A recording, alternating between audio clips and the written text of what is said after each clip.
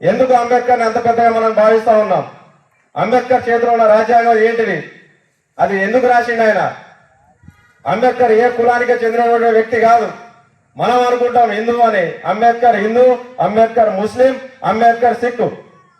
ఆయన ఏ ఒక్క రోజు కూడా ఏ ఒక్క కులాన్ని గురించి కూడా ఎప్పుడు చెప్పినటువంటి వ్యక్తి కాదు. ఆయన ఉన్నటువంటి ఎవరైతే బడుగు బలహీన వర్గాలు ఎవరైతే ఉన్నారో వాళ్ళందరి వ్యక్తి అంబేద్కర్. నేను హిందువులో వెనకబడి ఉన్నా, నా అంబేద్కర్ నా కులం వాడు. నేను ముస్లింని, నేను వెనకబడి ఉన్నా, అంబేద్కర్ నా కులం వాడు. నేను ఒక సిక్ని, నేను వెనకబడి ఉన్నా, అంబేద్కర్ నాకు సంబంధించినటువంటి వ్యక్తి.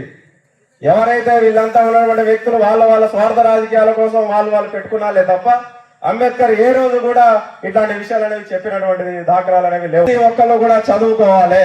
చదువు ఒక్కటి మాత్రమే మన జీవితాన్ని మారుస్తుంది. ఈ రోజు నేను ఇక్కడ ఉన్నానంటే, ఒక ఉద్యోగం సంపాదించి ఒక రిజర్వేషన్ కానీ ఏదైనా కానీ తీసుకున్నానంటే అది కేవలం అంబేద్కర్ పెట్టినటువంటి భిక్షనే.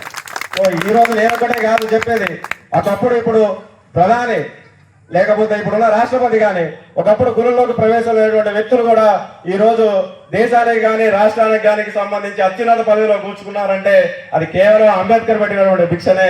సో ఏవైతే ఆయన సిద్ధాంతాలు పెట్టిండో, ఏవైతే ఆయన పాటించినటువంటి సిద్ధాంతాలు ఉన్నాయో అవన్నీ కూడా మనం పాటించుకోవడం కోసం మనం అంబేద్కర్ విగ్రహం అనేది పెట్టుకున్నాం. అంతే తప్ప ఎటువంటి వైరుధ్యాలు కానీ వైషమ్యాలు కానీ ఎవరు కూడా పెట్టుకోవద్దు. ఆయన పెట్టుకున్నటువంటి మార్గం ఏదైతే ఉందో అది ప్రతి ఒక్కళ్ళు కూడా ఆచరణలోకి తీసుకురావాలి. లేకపోతే ఆయనకే పల్లెక రాజ్యాంగం రాయలే. ఎందుకంటే ఆయన ఉన్నటువంటి పరిస్థితుల్లో ఆయనకి మన కోసం ఆలోచించాల్సినటువంటి అవసరం అయితే అసలుకే లేదు. అవునా కదా? నా కడుపు నిండితే చాలు, నాకెందుకు ఎవరు ఎక్కడికి పోతే. అప్పటికే ఆయన పెద్ద స్థాయిలో కొలంబియా యూనివర్సిటీ నుంచే డాక్టరేట్ తీసుకున్నటువంటి వ్యక్తి. ఆయన నీ కోసం కష్టపడాల్సిన అవసరం లేదు, నీ కోసం ఆలోచించాల్సినటువంటి అవసరం అసలుకే లేదు. కానీ ఎందుకు ఆలోచన చేసిండు అనేటువంటిది మనం అందరం కూడా ఆలోచన చేసుకోవాలి.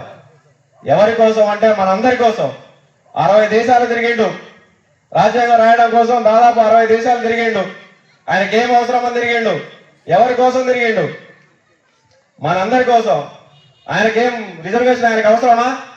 అన్ని దేశాలు తిరిగి ఏ దేశంలో కూడా లేనటువంటి అన్నిటిలో కూడా మంచి అనేది ఏరుకొని ఈ రోజు మన దేశంలో అనుభవిస్తున్నటువంటి ప్రతి ఒక్క హక్కు కానీ సమానత్వం కానీ ప్రతిదీ కూడా అంబేద్కర్ పెట్టినటువంటి భిక్షనే. కాబట్టి మనందరం కూడా ఏం చేయాలంటే ఒక ఆలోచన చేసుకోవాలి. మన అంబేద్కర్ విగ్రహం పెట్టిన వెంటనే సరిపోదు. మన ఉన్నటువంటి ప్రజలందరికీ కూడా, మన పిల్లలందరికీ కూడా ప్రతిరోజు అంబేద్కర్ విగ్రహం చూపెట్టాలి.